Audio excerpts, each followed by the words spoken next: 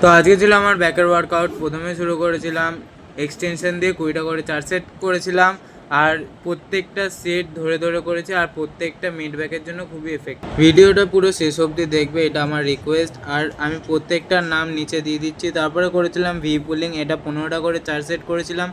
এই ওয়ার্কআউটটা দেখো যে আমি কিভাবে করছি, পুরোটা স্ট্রেচ করছি হাত, আর আমার ল্যাটটা দেখো কীভাবে স্ট্রেচ হচ্ছে। তোমরাও এইভাবে একদম প্রপারভাবে করার চেষ্টা করবে।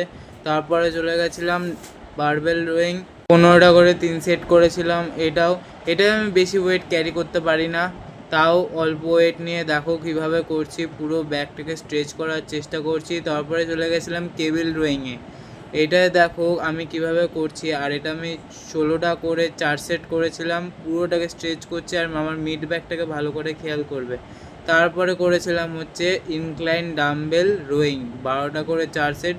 তোমরা চাইলে 15টাও করতে পারো, কোনো অসুবিধা নেই। আর দেখো কিভাবে মিড ব্যাকটা স্ট্রেচ করছি আমি, একদম প্রপারভাবে এরকম ধরে ধরে করলে খুবই ভালো হবে। তারপরে করেছিলাম শোল্ডার শার্কে আমি আর আমার যে পার্টনার, আমরা দুজনে একটু হেভি ওয়েট নিই। তো কোমরে অবশ্যই বেল্ট পরে নেবে তোমরা হেভি ওয়েট নিলে।